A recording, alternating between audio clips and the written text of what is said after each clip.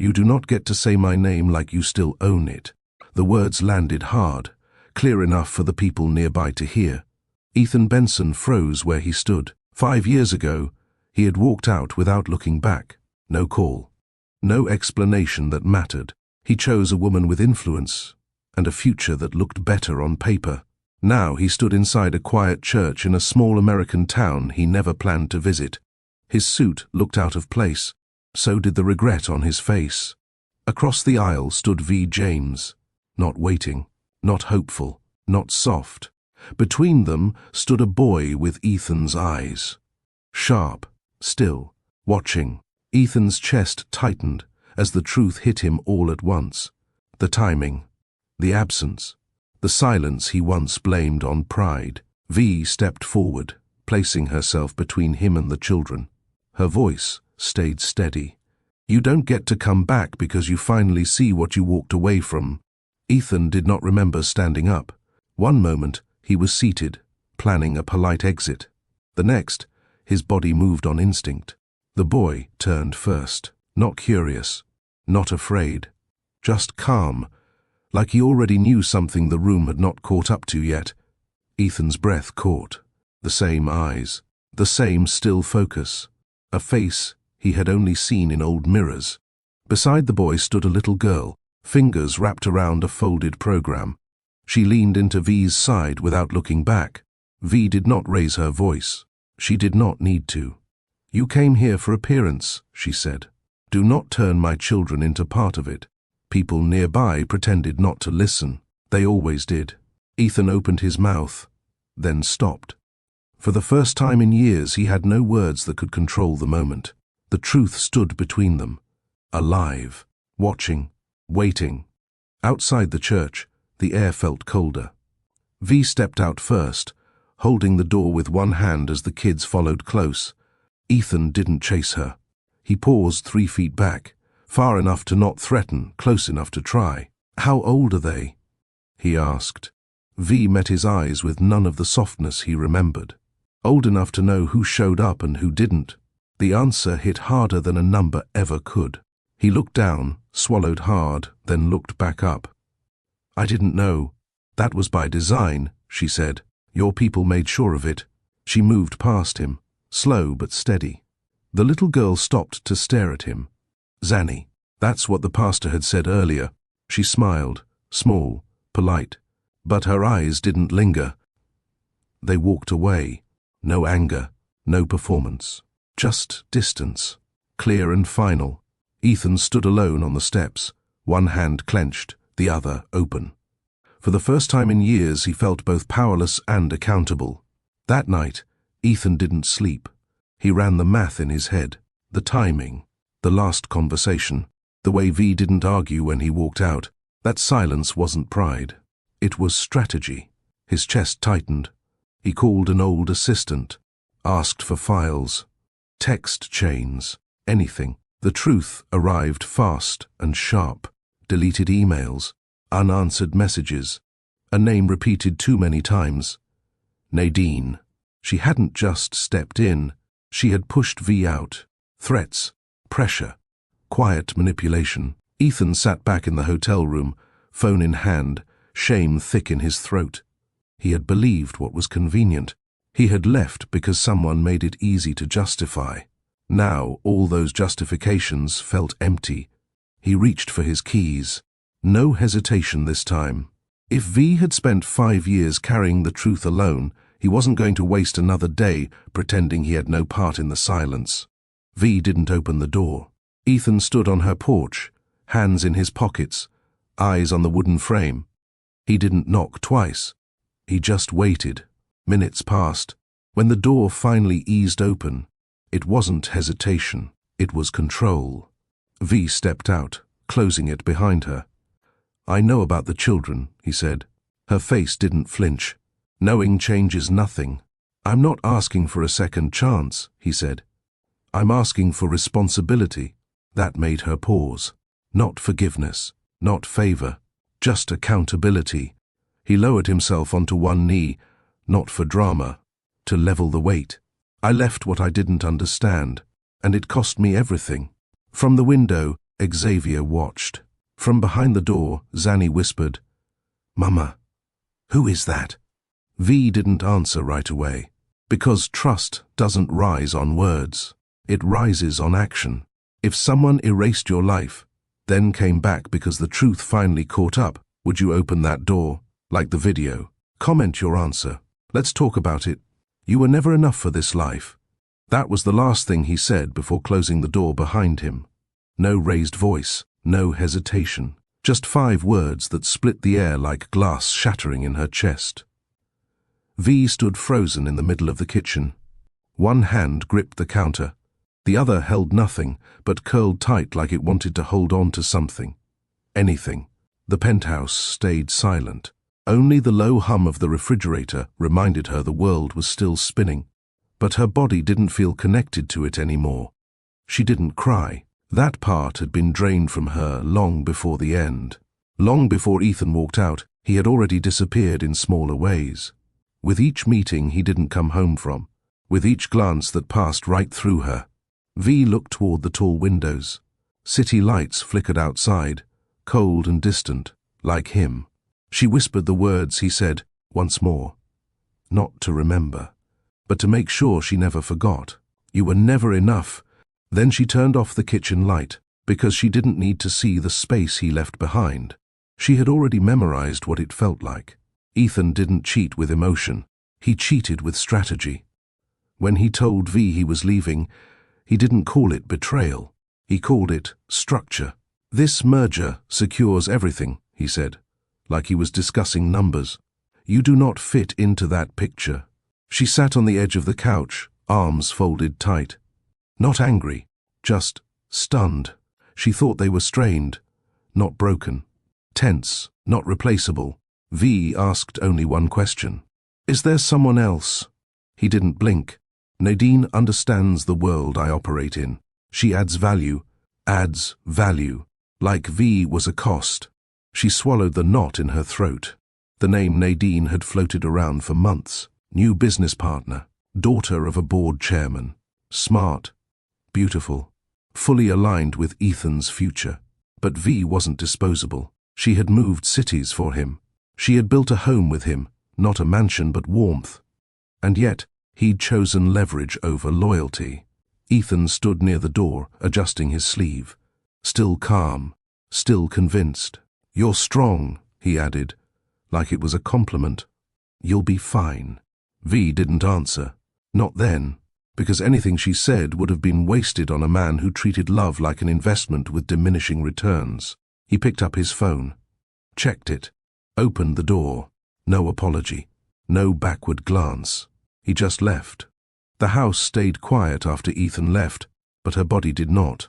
She moved slowly down the hallway, not thinking, not planning, just moving. The guest bathroom light buzzed faintly. She flipped the switch and stared at her reflection. Dark circles, dry lips, eyes that looked older than yesterday. Her hand slid into the drawer where she kept things she hadn't touched in months. She pulled out the test, the one she bought on instinct a week earlier and hid, telling herself it was just stress. She followed the steps. Then she waited, sitting on the edge of the tub, palms pressed to her knees, breaths shallow. 3 minutes, but it felt like the longest silence of her life. When she looked down, there was no shock, no scream, no rush of joy or panic, just confirmation. 2 lines. Her eyes welled, but no tears fell. Instead, a deep stillness settled in her chest. She wasn't scared of motherhood. She was scared of Ethan. Not because he was cruel with his hands, but because he was cruel with power. She'd seen how he handled contracts, how people vanished quietly when they no longer served a purpose. She knew if he found out, he'd try to control the child like he controlled everything else. Or worse, Nadine would.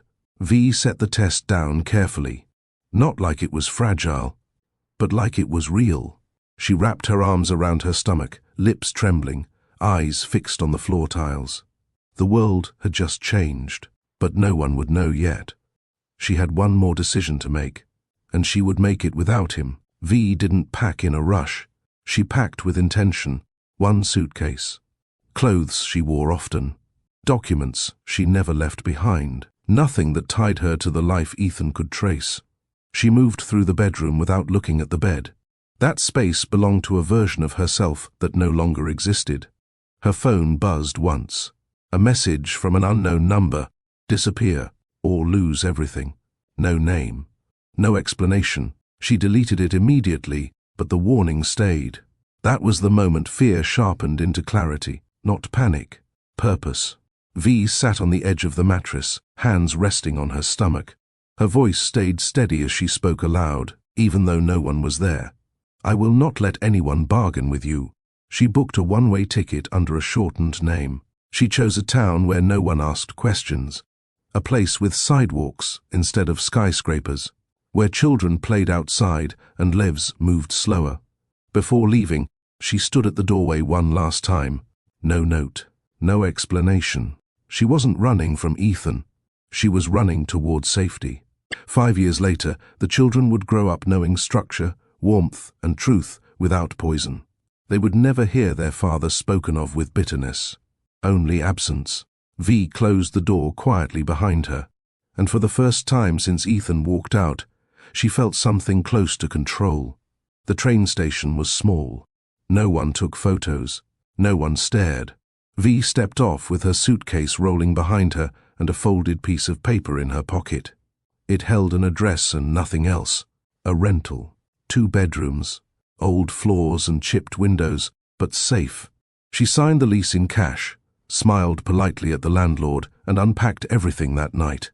Her world shrank, intentionally. No headlines, no assistants, no surveillance. She worked during the day at a print shop, retouching logos and handling customer files. It wasn't glamorous, but it was hers. The name she gave was Miss James. No first name, no past, only a focus on what came next. People in town didn't ask much.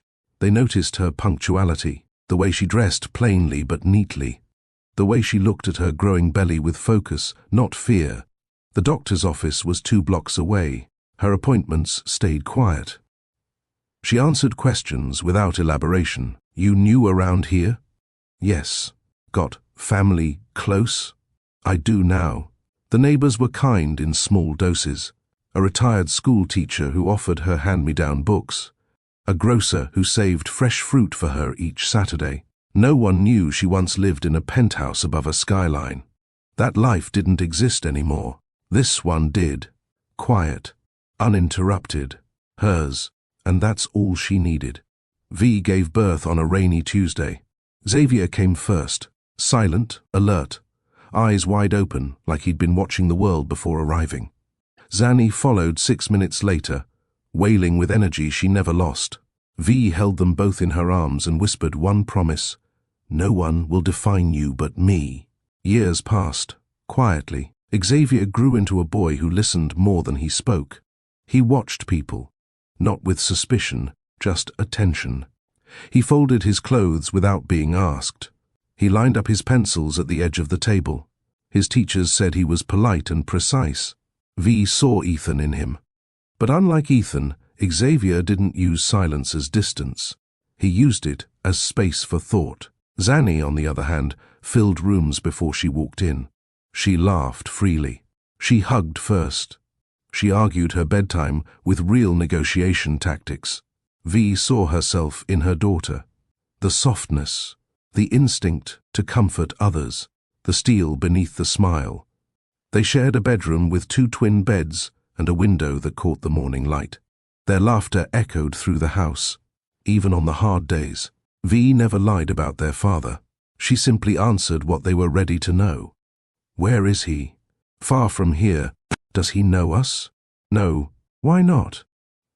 Because I protected you. That was enough. For now. V didn't raise her children to be afraid of the world. She raised them to understand it. Every rule came with a reason, every boundary with a purpose. No yelling at each other, she'd say. Use words that fix, not ones that wound. She didn't overcompensate with gifts. She gave them time, routine, warm meals, books at bedtime, room to speak. They knew how to fold their own clothes, say thank you, and speak clearly when they disagreed. Xavier liked order. V gave him a drawer organizer and let him sort it himself. Zanny liked color. V painted the corner of her wall with chalkboard paint and let her draw new art every week. Their life wasn't extravagant, but it was structured, safe, stable. And when questions about the past crept in, V met them head-on. "Did he hurt you?" Zanny asked once, voice small. "No," V replied softly. "But he left before he knew how to stay." She didn't name him. She didn't accuse. She told the truth in a way they could carry.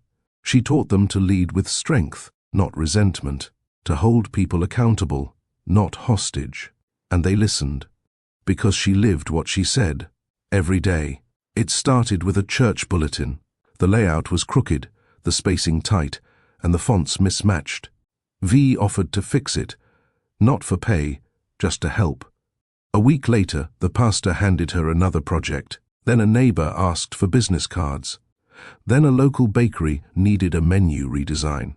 Her designs were clean, balanced, easy to read but never dull. People noticed. Her name, Fifth, James, appeared on flyers across town. The grocery store, the mechanic's window, the school bulletin board. She kept her rates low and her head down, but the respect came anyway. Clients showed up on time. Referrals came without asking. V worked out of her kitchen. The kids did homework across from her while she edited logos and set typefaces. It was never about building an empire. It was about rebuilding her sense of self. She no longer wore black every day. She added a pair of red earrings to her drawer. She replaced the chipped mug with one that read, "Do it well," quietly. Xavier sometimes stood behind her and watched. "Can I learn this too?" he asked. "Of course," she smiled. "Start with balance." Zanny once told a stranger at the market, "My mom makes things pretty for people." That was enough for V. Not praise, not noise, just proof that she hadn't disappeared, she'd transformed, and she had done it on her terms. The invite came through his assistant. A community outreach event, small church, modest crowd, high visibility, perfect for image repair. Ethan barely read the details. He nodded once, closed his calendar, and moved on. Sunday arrived, and with it, a tailored navy suit, a polished driver, and a quiet car ride into a neighborhood he hadn't visited in years. He didn't recognize the streets. The houses looked lived in. Nothing was sharp or new. Everything felt settled. He didn't belong there. But that was the point, to be seen where people thought he wouldn't go. The church was small, white paint peeling, kids playing tag on the lawn. Ethan stepped out of the car, phone in hand. He checked his tie in the window's reflection, then walked up the steps like he'd done it before. Inside, music played soft. People greeted one another by name. No cameras, no staged welcomes. He scanned the room, already calculating how long he'd need to stay to meet the optics. His assistant waved from a back pew. He moved toward her, nodding at a few older women on the way. Took a seat, folded his hands, straightened his posture, waited. He didn't know what was about to hit him. Not yet, but it was standing just out of view. Ethan sat in the second pew, legs crossed, phone muted in his jacket pocket. His mind drifted toward his next meeting, until a voice on the microphone called, "Forward the youth volunteers." Children walked toward the altar in small groups. Polished shoes, nervous glances, fidgeting hands. Then came one boy, straight-backed, calm, unmoved by the attention. Ethan blinked.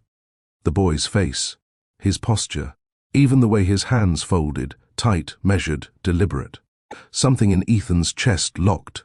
He leaned forward slightly, trying not to look obvious. The boy stepped onto the platform. He stood tall, arms at his sides, eyes straight ahead. Ethan stared. The nose, the jawline, too familiar. He wasn't seeing a stranger. He was seeing himself, a younger version, sharper, clearer, unfiltered. He sat back slowly, eyes fixed. He didn't hear the announcements. He didn't process the applause. He only watched. Every breath the boy took seemed to match his own. His mind started working. Dates, timelines, memories. None of them aligned with what he thought he knew. His assistant leaned over. "Sir, are you okay?" Ethan didn't answer. His gaze was locked. He was watching more than a child. He was watching the truth form a shape he couldn't deny. Ethan stood as the service ended, but he didn't move toward the exit. He watched the boy, Xavier, step down from the altar. A girl joined him. She giggled, whispered something, and he nodded. Then Ethan saw her. She was behind them, standing near the side door, arms folded loosely. She hadn't changed in a way makeup could cover. It wasn't about age or appearance. It was her presence, steady, still, not looking for anyone, least of all him. For a second, Ethan thought about walking out, leaving before she noticed. But then she turned, their eyes locked, and the years collapsed in that single second. Her lips didn't move, her expression didn't shift. No shock, no flinch, just quiet recognition. Ethan's throat tightened. His body wanted to move, but his feet didn't respond. Xavier looked up at V, followed her line of sight, then looked at Ethan. No smile, no confusion, just silence. The little girl turned too, her curls bouncing with the movement. She clutched a folded program in one hand. Then V stepped forward and placed a hand on each child's shoulder. That's when it hit Ethan hardest. She was guarding them, not hiding, not ashamed, just protecting what was hers. And she hadn't said a word. Ethan took one small step forward. V didn't move. She didn't raise her hand. She didn't shake her head. She simply looked at him, calm, centered, done waiting. That unsettled him more than anger ever could. "V," he said. Her name barely left his mouth before she responded. "You do not get to say it like you still own it." The words stopped him cold. They weren't loud, but they cut clean. People nearby turned their heads briefly, then politely looked away. They could feel something happening, even if they didn't understand it. Ethan looked at the boy again, Xavier, now close enough for Ethan to see it all. The eyes, the shape of the mouth, the way his hands rested in front of him. He wasn't guessing anymore. He was certain, and that certainty pulled the floor out from under him. The weight of 5 years collapsed into his chest. Ethan took one more step forward, slower this time. "I didn't know." V didn't flinch. "But now you do." The little girl leaned into V's side. "Mama," she whispered. V's tone softened instantly. "I'm here."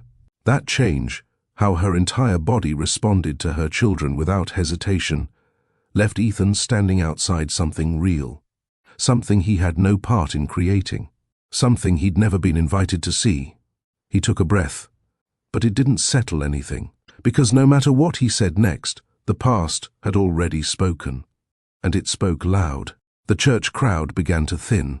People gathered outside, some chatting, others heading to their cars. Ethan followed at a measured pace, keeping his eyes on V as she guided the children toward the sidewalk.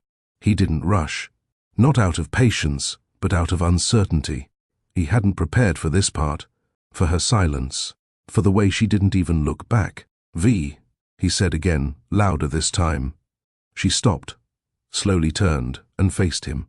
But her body stayed angled toward the kids. He wasn't the priority. "We need to talk," he said. "No," she replied. "Just that. No heat. No invitation to argue. You can't expect me to." "I don't expect anything from you." She met his gaze. "That's the difference now." The wind picked up slightly. Zanny held tighter to her mother's hand. Xavier stood quietly, his expression unreadable. Ethan stepped closer. "I didn't know about them. That's your problem, not mine." Her voice stayed low, steady. "Please, give me a moment." She shook her head once. "You had years. You gave those away." He looked around. A few people were watching now. "Can we at least talk in private?" "No," she said again. "You don't get access because you're uncomfortable." V turned without raising her voice, gathered her children, and walked away. Ethan stood in the open, watched, exposed, and for the first time, completely outside her world. And he knew he wouldn't be invited in with words. He'd have to earn his place, if she let him try at all. V hadn't planned to see Ethan again. Not ever. But the moment he stepped toward them, her body moved without thinking. She positioned herself between him and the children, not with panic, but precision. Her arms lowered slightly, her shoulders firm. It wasn't about fear, it was about control. Zanny felt it before she understood it. She reached up and took V's hand without a word. Xavier stayed still but narrowed his eyes, just enough to read the moment. Ethan froze. His hands went up, empty and open. "I'm not here to hurt anyone," he said quietly. "That doesn't mean you won't," V answered. A passing couple slowed, glanced, then moved on. "I just want to know." "You're not entitled to want," she cut in. Her voice wasn't sharp. It was resolved. She looked down at her children. "Let's go." But Zanny looked up instead. "Mama, who is he?" V crouched to her level. Her voice softened instantly. "He's someone from before, that's all." The girl nodded slowly. That answer was enough. For now, V stood, still blocking Ethan's line of sight to them both. "Don't follow us," she said. He didn't move, because in that moment, he understood something clearly. V wasn't protecting them from a stranger. She was protecting them from a history. One he wrote, one she survived. Ethan didn't leave right away. He watched them walk across the church lot. Zanny skipped over a puddle. Xavier paused to tie his shoelace. V didn't rush them. She moved like someone who wasn't being chased, because she had nothing left to run from. Ethan took a few steps closer, careful not to startle. He kept his voice low. "How old are they?" V turned slightly, not enough to face him, just enough to let the question land. "Old enough." He waited for more. She gave him nothing. "That boy," he started. "Xavier." Her eyes met his now, calm, unshaken. "He has my eyes. You think that gives you something?" she asked. He hesitated. "I don't want to make a scene," he said. "You already did. You just don't get to control how it looks anymore." The wind tugged at her scarf. She didn't adjust it. "I missed everything," he said finally. "Yes," she replied.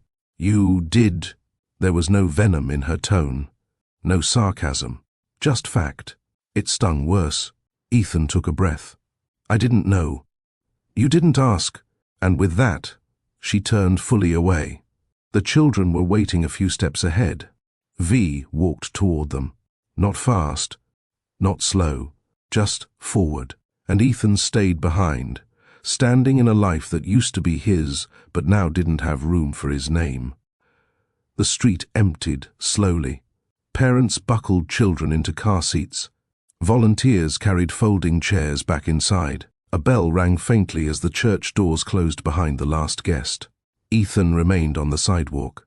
He watched V walk down the block, her back straight, her pace steady, the children flanking her like they had always belonged at her side. He had seen confidence before. In boardrooms, in courtrooms, across negotiating tables. But this was different. V's strength wasn't loud. It didn't posture. It didn't need an audience. It came from survival, from years of building something out of nothing, without him. Ethan sat on the edge of a low brick wall, elbows on his knees, eyes still fixed ahead. He couldn't go back to the car yet. He couldn't call anyone, not even to explain, because nothing he said would fix what he had already proven with silence. He pulled out his phone. No notifications, no missed calls. No one knew what had just happened, and he wasn't ready to say it out loud. V had made one thing clear. Words meant nothing now. Only presence, only proof, and he had none to offer yet. So he sat there, not waiting for her, waiting for the version of himself who might still have something to give. The hotel room was silent, but Ethan's mind wasn't. He lay on the bed, fully dressed, eyes wide open, staring at the ceiling like it could offer answers. Everything about today replayed on a loop. Xavier's face, Zanny's laugh, V's voice, each one sharper than the last. He reached for his phone again. No new messages, no missed calls, only one open window in his browser, a page from the church's website, still paused on the youth program photo. There, in the back row, stood the boy with his exact posture. Ethan sat up suddenly. His thoughts spun fast now, not with doubt, but with need. He opened an old contact thread and dialed. "Frank, I need you to check something for me." Quietly, Frank, his longtime legal fixer, answered without hesitation. "Name? V. James, formerly Vera. Moved 5 years ago. 2 kids. Find everything?" He hung up without saying more. The next call was to a private investigator he hadn't used since the Nadine merger.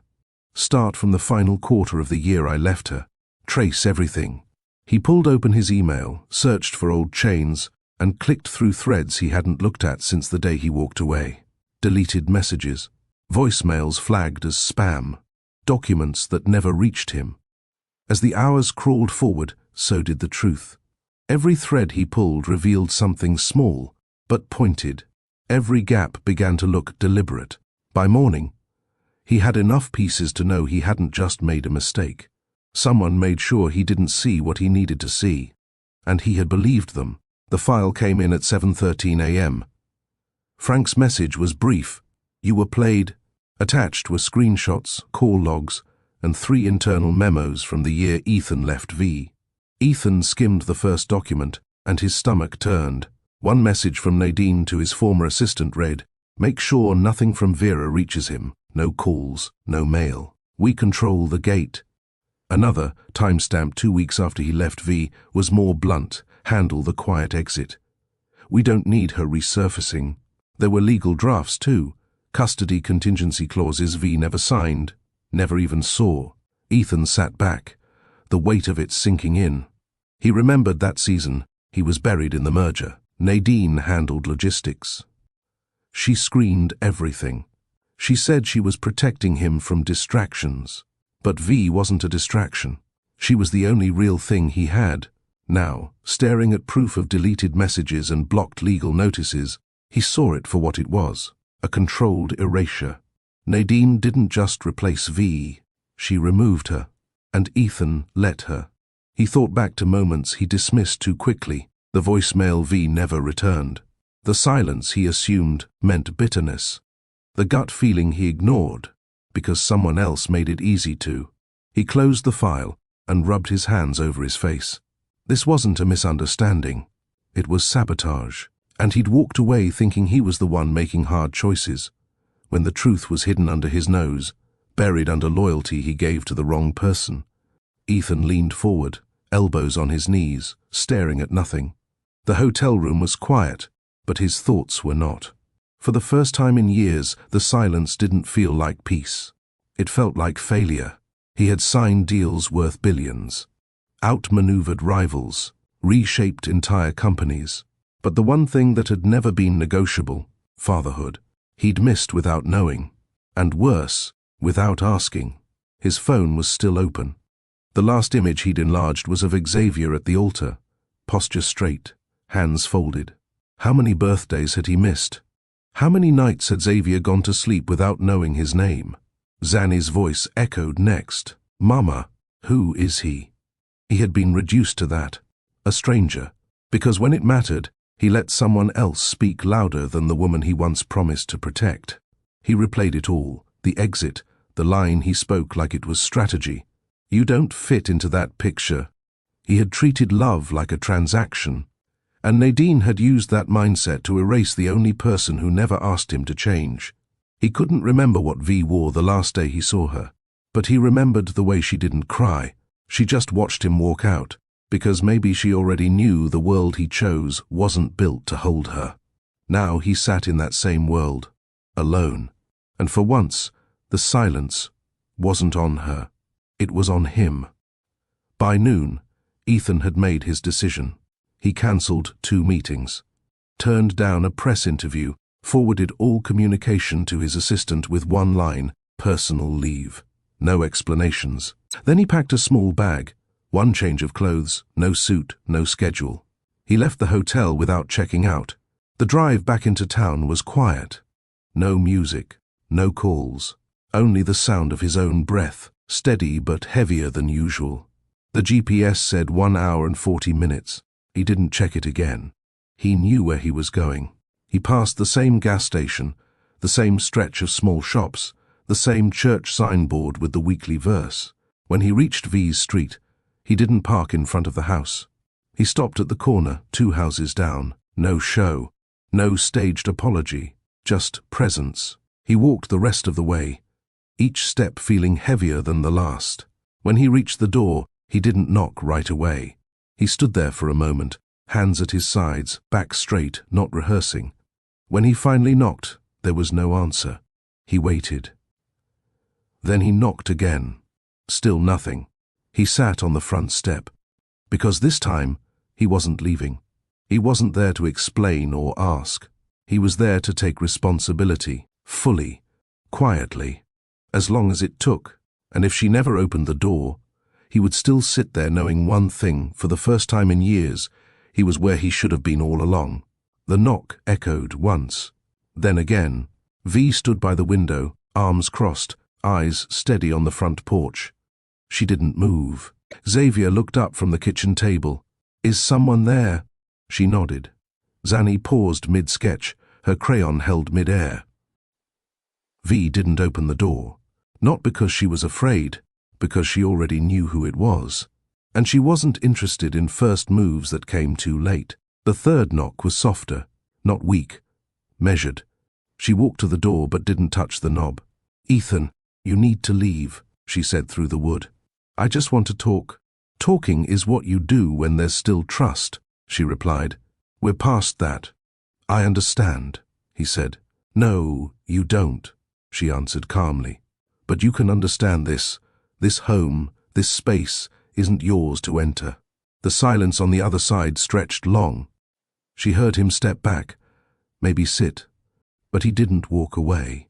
Minutes passed, then hours. Zanny peeked through the curtain once. "He's still there," she said softly. V looked at her. "It's not about what he wants," she said. "It's about what we deserve." She didn't raise her voice. She didn't rehearse speeches. She simply returned to the kitchen. Because proving you've changed isn't about showing up once. It's about showing up again, and again, even when the door doesn't open. The sun dropped lower. Streetlights buzzed on. Ethan was still on the porch, jacket folded beside him, hands clasped loosely between his knees. He didn't check his phone. He didn't scroll to pass time. He waited. V opened the door at last, not wide, just enough for her voice to carry clearly. "You need to stop." Ethan stood slowly.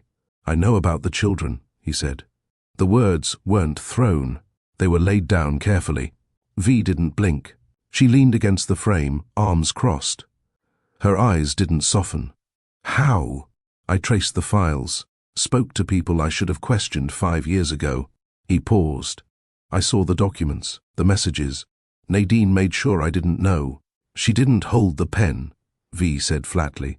"You signed the silence." Ethan swallowed. "That's true. I didn't tell you because I knew what you'd do," she added. "You'd take control, rewrite the story, say it was yours too." "I would have tried," he admitted. "And you would have failed." The door stayed half closed. Her hand never moved from the frame. Ethan didn't step closer. He kept his voice low, even. "I'm not here to claim them," he said. "I'm here to take responsibility for not knowing them." The sentence hung in the air, undecorated, unpolished. V didn't answer. But she didn't shut the door either. The porch light flickered once as dusk deepened. Ethan shifted his weight slightly, still waiting, still standing on ground that didn't belong to him. V stepped out only far enough to meet his eyes directly.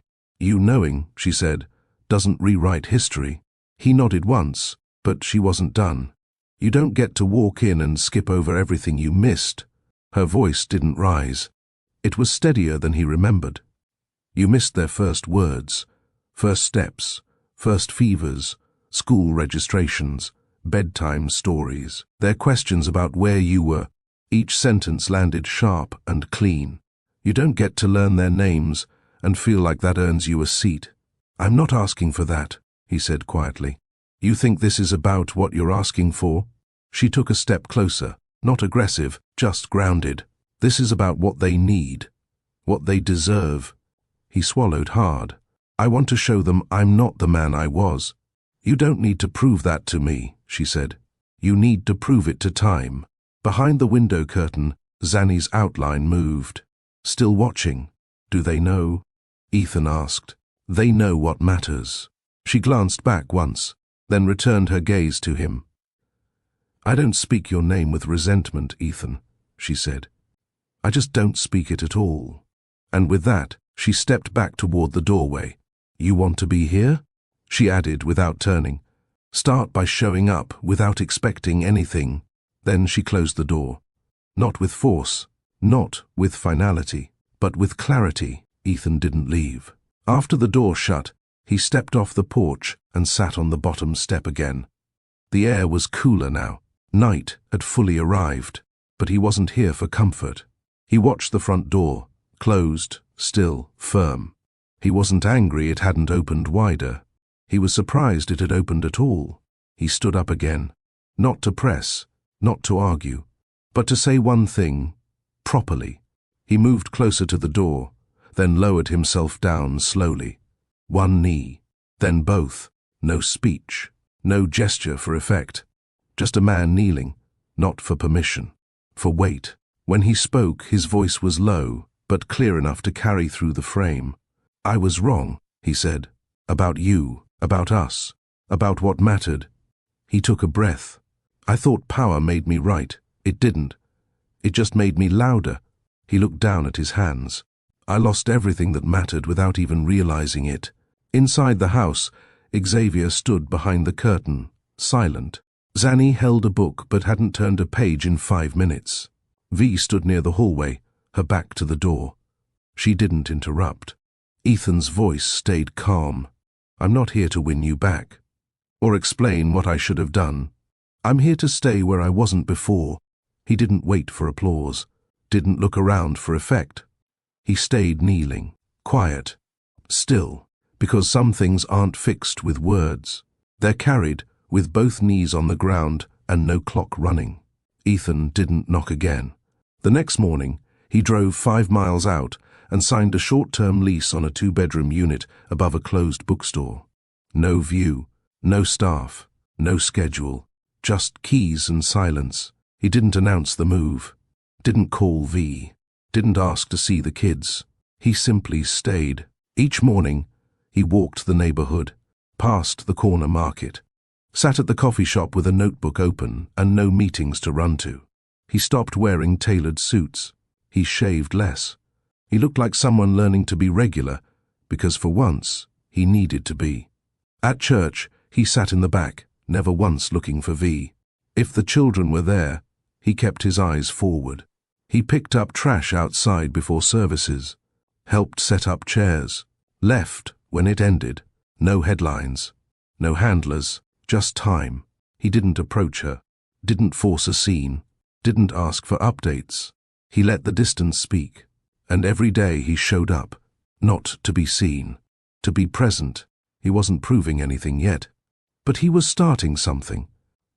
Slow, steady, no shortcuts. The first time Ethan saw V again, it was at the community food drive.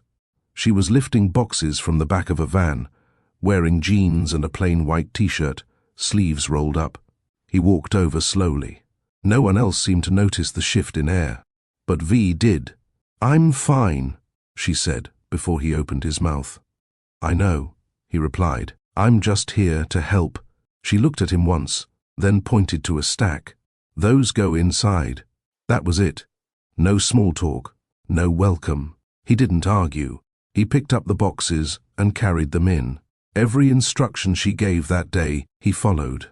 Every pause in her tone, he respected. He didn't interrupt her rhythm. He didn't insert himself. He left before she did. No handshake, no eye contact, no ask. He showed up the next weekend too, Same posture, same silence. V never said he was allowed to be there. She never said he wasn't. So he moved in the space between those two things, with patience. He never spoke to the kids without her nearby, never stepped past her comfort. When Xavier passed by, Ethan nodded, didn't smile too wide, didn't press. When Zanny offered him a half-eaten cookie one day, he took it without comment and thanked her like she was an adult. That was the rule. No big gestures. No quick speeches.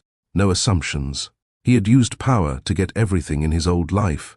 But this time, the only power he had was consistency. And he was willing to use it properly, even if it took a lifetime. Xavier noticed first. He watched from the side, not out of fear but focus. The man who used to be a mystery now showed up on Saturdays, moved tables without being told, and left without trying to linger. He never asked Xavier anything. He never offered explanations. He just nodded when they crossed paths, like he understood this wasn't the time to speak. Zanny took longer to decide. She stood behind V at the pantry table one morning, eyes following Ethan as he handed out bags to volunteers. "Is he coming every week now?" she whispered. V didn't answer right away. She was still watching too. "He's coming for himself," she said softly. "And staying for you." Zanny tilted her head. "Does that mean we have to talk to him?" "No," V replied. "It means you get to choose when you're ready." So they watched, week by week. Xavier paid attention to Ethan's habits, how he folded chairs the same way each time, how he always offered the last bottle of water instead of taking it. Zanny tested him once, dropped a full box of supplies in front of him just to see what he'd do. He didn't scold. He picked it up and asked if she needed help with the next one. She didn't answer, but she didn't walk away either. Their silence wasn't a wall anymore. It was a question. "Will you still be here next week?" Ethan showed up again. Same time, same place. He didn't try to be their father in words. He tried in action. And the children, though cautious, noticed. It was evening. Dinner dishes had been cleared, and the house had settled into its usual rhythm. Xavier was on the couch, reading quietly. Zanny sat beside her mother at the dining table, head tilted, watching V sketch a design for a local client. "Mama." V glanced over. "Yes?" Zanny hesitated. "Is he sorry?" V paused mid-line, her pencil hovering just above the page. She looked at her daughter's face, curious, not angry, hopeful, but guarded.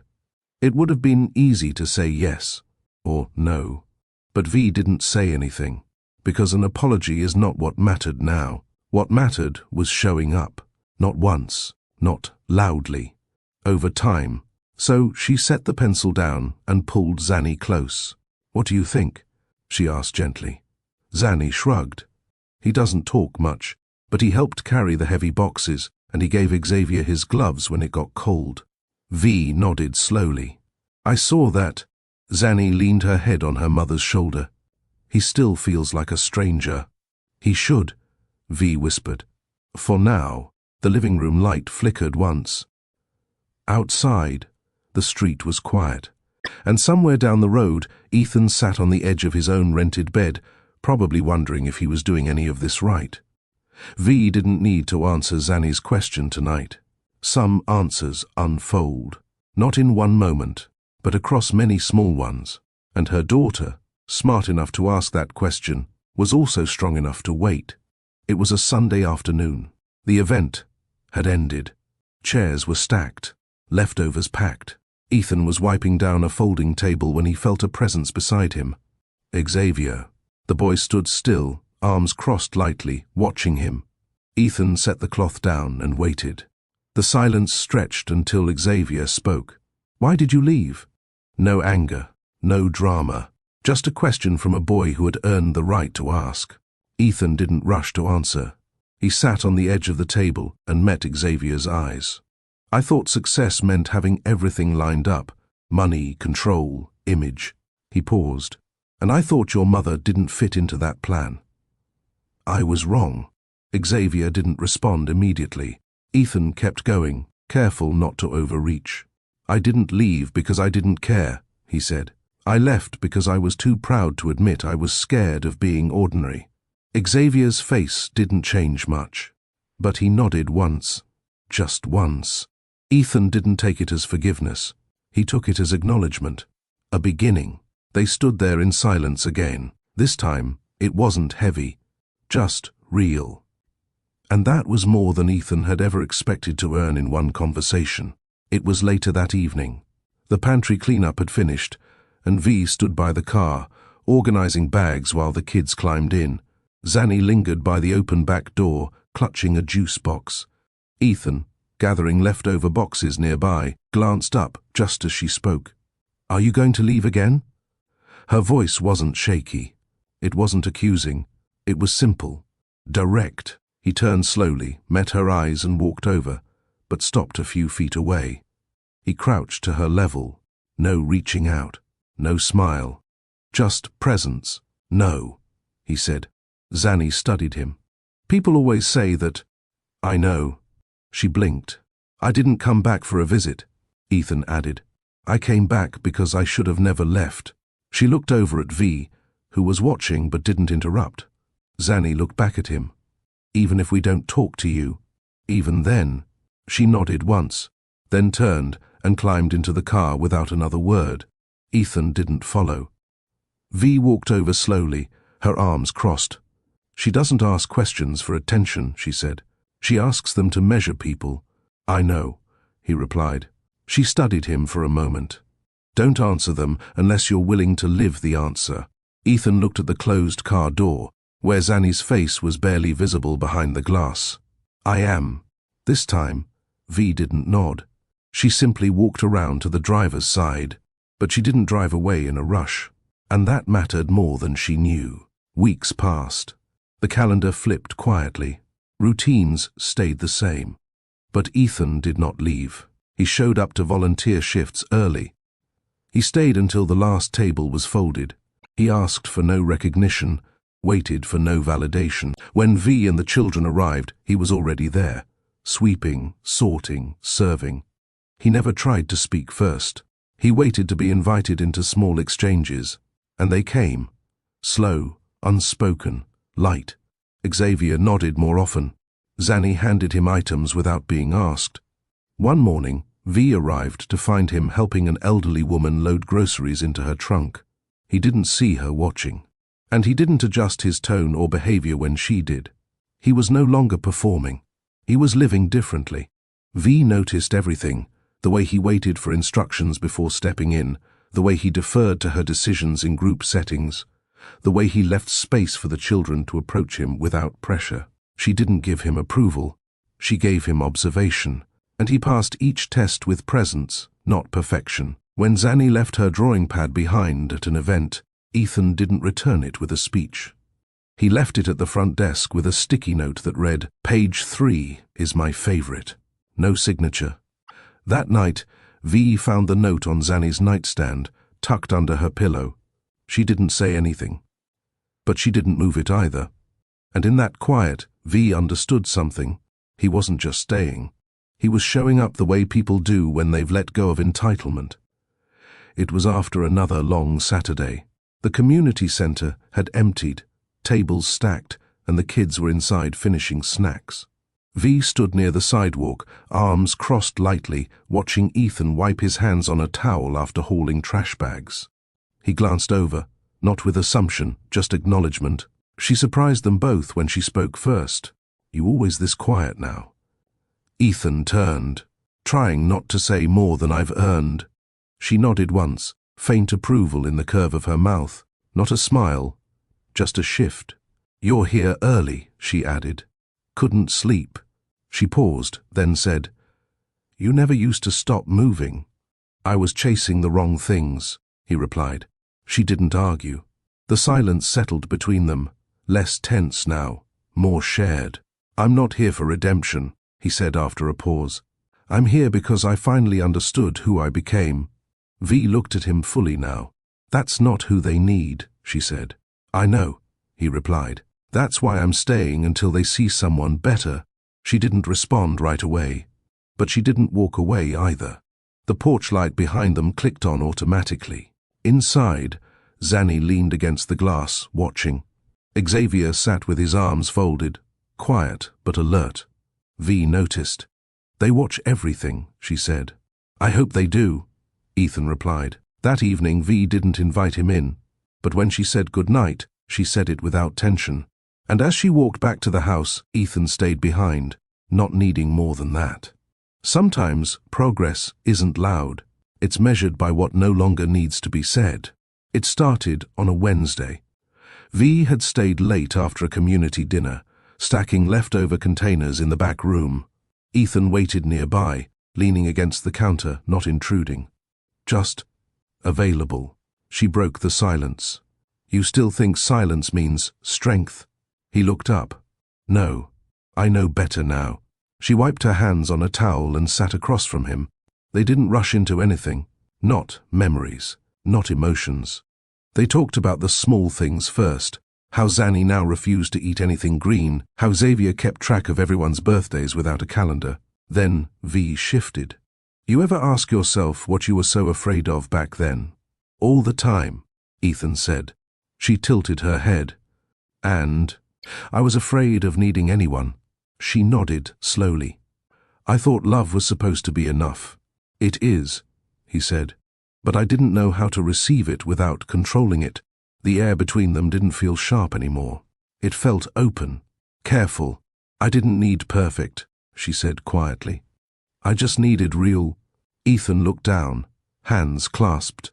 "I know. And I wasn't." V stood to leave but paused. "Same time next week?" He looked up. "I'll be here." That night, for the first time in years, they walked out of the same room side by side. No hand-holding, no closeness, just two people choosing conversation over silence. And sometimes, that's where healing begins. The routine continued. They didn't call it anything. No one labeled the evenings. But every Wednesday, after the kids fell asleep and the dishes were stacked, they found their way into the same room again. Sometimes they talked. Other times, they sat quietly, letting time fill in the spaces words used to dominate. V would sip her tea, legs tucked beneath her. Ethan sat across, less rigid than before, one arm resting loosely over the back of the chair. She started looking at him longer, less to study, more to understand.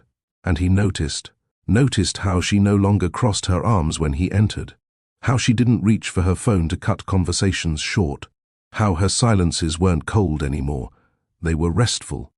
When Xavier passed through to grab a book one night, he glanced between them but said nothing, only nodded, then walked out. Ethan didn't misread the silence. He didn't fill it. He breathed it in, grateful, aware. He laughed once at something she said, light, not forced. She smiled, then quickly looked down. That smile stayed with him for days. Another evening, she reached past him to grab a charger. Her fingers brushed his forearm. She didn't pull away fast, but she didn't linger either. Still, it was different, and Ethan knew this wasn't forgiveness. It was comfort, growing cautiously on its own terms. Their words grew fewer, their pauses grew longer, and what used to feel like space between them now felt like room for something to return, not as it was, but as it could be. It was a quiet night. Rain tapped the windows gently, and the power flickered once before settling. Inside, the living room lamp cast a soft glow. V sat on the couch, legs crossed, a blanket draped over her knees. Ethan sat at the end, not too close, but not far anymore. They weren't talking about anything heavy. She'd made a joke about Zanny refusing socks, and he'd laughed, genuinely. The laughter faded, but the comfort stayed. Ethan leaned forward slightly, hands on his lap, voice low. "You know, I don't expect you to forget what I did, or what I didn't do." She looked at him, quiet but listening. "I just hope," he continued, "you'll remember what I'm doing now." V didn't respond with words. Instead, she let the moment settle. She let the air between them breathe. Then slowly, Ethan reached out, no rush, no force, and placed his hand on the edge of the couch, palm up, close but not touching. She looked at it. No pressure, No signal, just space. A moment passed. Then she slid her hand into his. No fingers laced, no tightening grip, just presence. They sat like that for minutes, not speaking, not performing. No promises, no apologies, only the quiet weight of two hands where there used to be none. And that was enough for tonight. The following week, the air held a different kind of stillness. Not tense, not uncertain, settled. V poured 2 cups of tea without asking. Ethan set down his phone before she entered the room. They didn't talk much, just small updates. Xavier's new drawing, Zanny's reading contest, a recipe gone wrong. And when the conversation slowed, they didn't fill the space. They let it be. She sat beside him this time, closer, no barrier between them, no excuses. Ethan glanced at her, then back at his cup. "I missed years," he said softly. V didn't disagree. She reached out, this time first, placing her hand over his. "We can't get them back," she replied. "But we don't have to keep losing." He looked at her then, fully, eyes that had seen the best and worst of him, and still stayed. His hand turned slightly, fingers brushing hers. She didn't move away. He leaned in, slow, measured, nothing rushed. Their foreheads touched first, then the kiss. It wasn't dramatic, it wasn't deep, it was quiet. Still, a kiss between people who knew the value of restraint, of waiting, of not rushing what was finally right. When they pulled back, neither spoke. They didn't need to, because for the first time since the day he left, Ethan didn't feel outside of her world.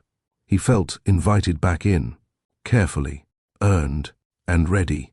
It came through a forwarded email, a subject line that read, "Re-press inquiry, personal conduct." Ethan opened it quietly in his apartment. Inside, a message from Nadine's team, blunt, threatening, desperate. She'd heard he was in town, heard about the church, heard about V, and she wasn't subtle. Her words dripped with entitlement. "You're unraveling years of positioning. This isn't who we built you to be. If you walk away from the foundation we created, I will expose everything." Ethan read the entire message, then closed the laptop without response. That night, he sat across from V again, hands folded, eyes steady. "You're not going to like this," he said. V listened as he explained. Nadine's involvement, her threats, the reach she still believed she had. When he finished, V didn't react with fear. She leaned back, calm. "She's loud," V said. He looked confused. "She's loud because she's losing." Ethan nodded slowly. "She used to know how to push me. I let her. Not anymore." "No." V looked at him closely. "You sure?" "I'm not who she built. Not anymore." There was silence again, a confirming kind, because while Nadine screamed from a distance, V sat across from him, anchored, unshaken. And for the first time, her quiet wasn't a wall. It was belief. The story broke quietly. One local outlet published a short piece about the former CEO attending weekly church events and organizing small-town volunteer programs. It wasn't scandalous. It wasn't dramatic. But it traveled. Soon, larger outlets picked it up, framing it as a billionaire retreating into community-focused service. Nadine's name was nowhere in the coverage. She sent another message. "This is not the image we crafted. You're throwing away your legacy for what? Sympathy?" Ethan didn't answer. He archived the email, blocked the number, and didn't mention her again. That was the final move. She had no legal ground, no personal connection, no leverage left. People in town started to take notice, not of his past, but his presence. He carried tables, taught a workshop on small business budgeting at the community center, helped a teenager fix her resume. No cameras, no team, just consistency. At the food pantry, one volunteer whispered to V, didn't think he'd last a month. "But he's still here." V just nodded, not as praise, not as defense. Just fact. One afternoon, Ethan passed by Nadine's name in a news update. She was listed as part of a corporate reshuffle, pushed to an advisory role. He didn't read the rest, didn't feel triumph, didn't smile. Because this wasn't about her anymore. She belonged to the version of himself he no longer wanted. He closed the article and walked outside, where Zanny waved at him from the porch, and where V stood in the doorway, not waiting. But not closed off either. The church hadn't changed much. Same wooden pews, same worn carpet near the altar, same soft hum of the choir warming up in the back. But Ethan had changed. And this time, he wasn't standing at the edge of the aisle as an outsider. He was early, not for optics, not to be noticed. He came because it mattered. He wore no suit, just a simple button-down and slacks. No assistant waited outside. No car idled at the curb. He walked in alone, and he smiled when the usher handed him a folded bulletin. It had taken time, quiet, stubborn time. Time spent showing up, listening, serving, without reward. People now greeted him by name, not as Ethan Benson, former CEO, just Ethan. A child passed by and offered him a half-eaten muffin. He took it with a nod and a quiet thank you. Across the room, V entered with Xavier and Zanny. The boy held the door open for his sister. Zanny waved to someone near the front. Then V's eyes found Ethan. They didn't widen. They didn't look away. They held. And he stood, not to chase, not to fix, but to be present, just like he had been, week after week, without fanfare, without force. She walked toward him slowly, not hesitant, not guarded. Just steady, like a woman who no longer had to wait for the version of someone who could finally stay. V didn't stop walking until she stood right in front of him. No crowd surrounded them. No spotlight. Just the quiet hum of a room full of people finding their seats. Ethan didn't speak first. V looked at him, eyes soft, shoulders relaxed. Then she glanced down at his hand. He wasn't reaching. He was simply waiting. Zanny slid in beside her mother, holding Xavier's hand. They both smiled. Not wide. Not staged. Just real. Ethan looked down at them, nodded gently, then turned to V. "I'm still here," he said.